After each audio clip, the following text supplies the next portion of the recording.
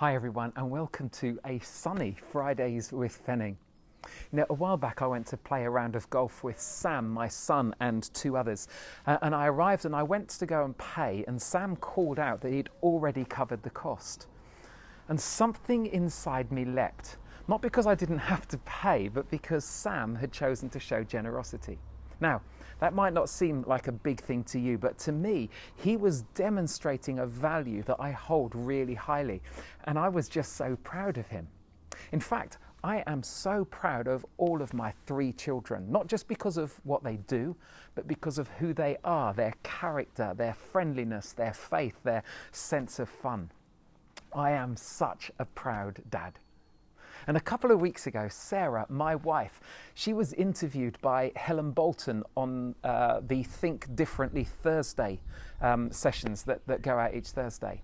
And now she doesn't normally do things like that, but Sarah was so wise and funny, insightful. And as I listened, I thought, that's my wife. Again, I was so proud.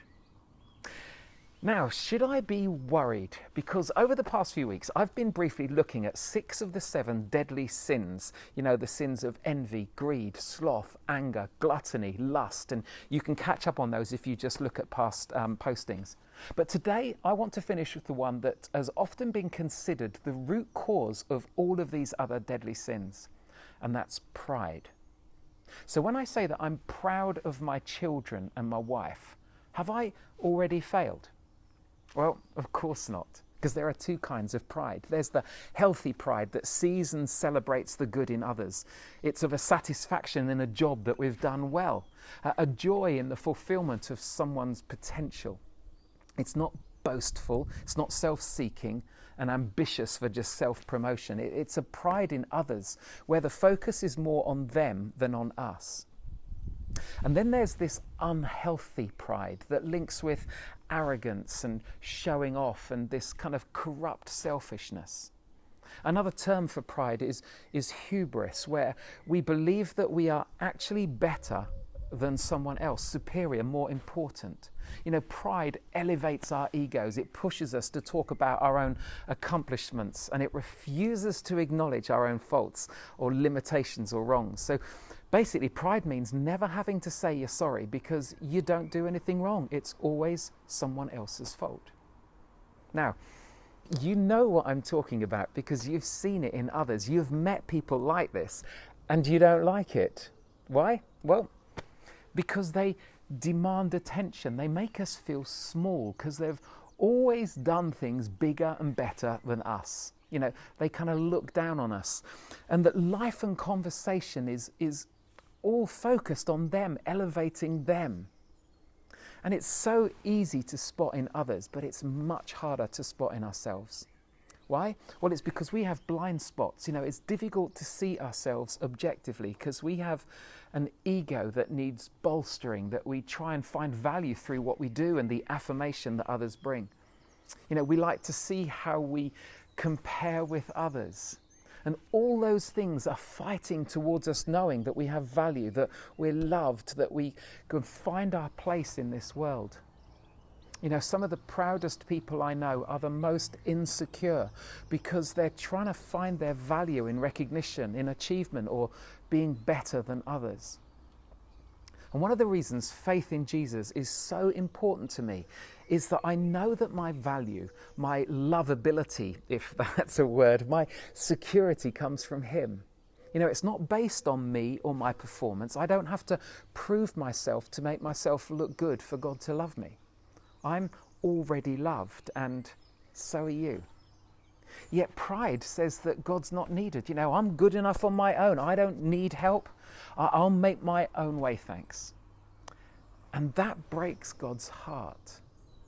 So what's the antidote? What's the posture we're to take to prevent that arrogance, that self-promotion, that smugness?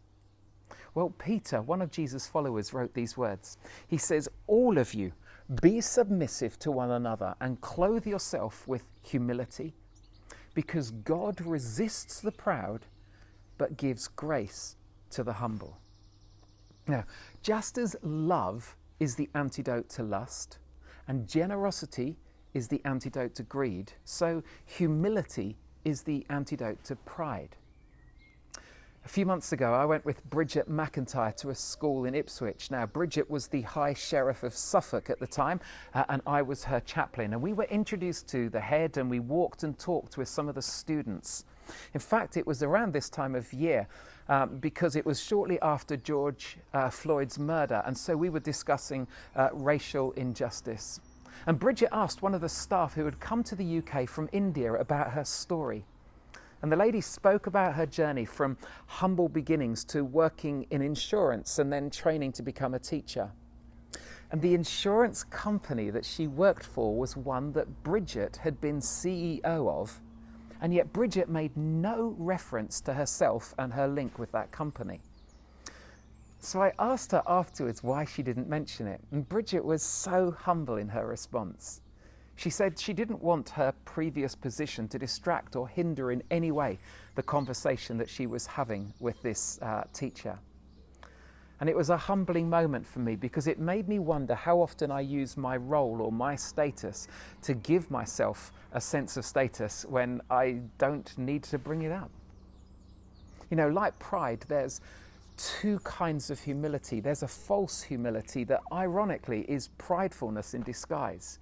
It's when we intentionally devalue ourselves or our contributions in an attempt to appear humble. Oh, I didn't do very much, when you'd worked really hard for 7 hours on something. False humility deflects praise that we truly deserve. It fishes for compliments to draw attention to ourselves, putting ourselves down in the hope that people will disagree and will say how great we are. Sadly, for some, it can be muddled with a low self-esteem and that kind of manifestation of an inferiority complex, that self-loathing where we don't value ourselves and we become a doormat for other people just to trample over. No, none of those traits and actions that I've just mentioned are reflections of true humility. True humility is being able to keep our egos in check, recognizing that we're not the smartest in the room, and giving space for others to shine and unleash their own brilliance. Being humble is not believing that you're inferior to others. Humble people fully appreciate their own gifts and talents, but just don't use them to elevate themselves above others. So true humility accepts praise graciously and authentically. It doesn't devalue our accomplishments. And as the old saying goes, humility is not thinking less of yourself, it's thinking about yourself less. So how do we live humbly? Well, Paul writes these words. He says, don't be selfish, don't try to impress others. Be humble, thinking of others as better than yourselves. I mean, have you ever met or been in the presence of someone better than yourself? A number of years ago, I met Katrina Douglas. She came to the Ford. She was a pro golfer, the winner of the Solheim Cup, which is the equivalent of the Women's Ryder Cup. She was a commentator and a sports psychologist. And how did I treat her? Well, I put together a program so that her stay with us was as easy as possible. I asked questions, I listened intently, I deferred to her, I laughed at all the right times. And I basically showed respect to Katrina Douglas. People queued to talk with her. No one queued to talk to me. But that was fine. Why? Because I wasn't the most important person there. And the question is this: do I demonstrate the same attitude to Sarah? How would she feel if I made life as comfortable as I can for her, that I ask her questions and listen intently when she talks rather than play on my phone, defer to her, laugh at her jokes? I tell you, Sarah would feel good, accepted, valued, appreciated, loved, respected. And isn't that the environment that I want to create for my marriage and for relationships, in our workplaces, in our friendship groups? And so Paul then goes on to say this. He says, don't look out only for your own interests, but take an interest in others too. Now, this has been tough for Sarah and I in our marriage because we don't have lots in common. I like thrillers and action movies. Sarah likes sci-fi and horror movies. I love sport, and Sarah hates most sports, especially football. Sarah loves gardening. I hate gardening, unless it's mowing the lawn, of course. So do you sense the tension in our marriage at times? And Paul is saying this. He says humility is being intentional about expressing an interest in the things that others are interested in. So Sarah has learnt the England cricket test team. Well, the best looking ones anyway, James Anderson and others. She knows what they look like and what they do. And she has zero interest in cricket, but she's taken an interest. Why? Because I love it. And I go out and dig up the weeds, I plant plants, I replant plants, I prune. And do I like gardening? No, I don't. Do I take an interest? Yes, because Sarah loves gardening. Don't look out only for your own interest, says Paul, but take an interest in others too. So as we head into this bank holiday weekend, let's think about how we can put others first, how we can respect and serve others, taking an interest in them and not just in doing what we want to do. Let's not be proud, pushing our own agenda or subtly fishing for compliments, but let's learn to live as Jesus did, because Paul goes on to write this. He says he, that's Jesus, had equal status with God, but didn't think so much of himself that he had to cling to the advantages of that status no matter what. No, not at all. When the time came, he set aside the privileges of deity and he took on the status of a slave, became human. And having become human, he stayed human. It was an incredibly humbling process. And another version goes on to say that he became obedient to death, even death on a cross. Because you see, that's the ultimate example in humility, the ultimate example of putting others first. So let's smash pride out of our lives by living humbly. Don't be selfish. Don't try to impress others. Be humble, thinking of others as better than yourselves. And don't look out only for your own interests, but take an interest in others too. Hey, I really hope that you have a great extended bank holiday weekend. Enjoy it. You take care, and thanks again for watching today.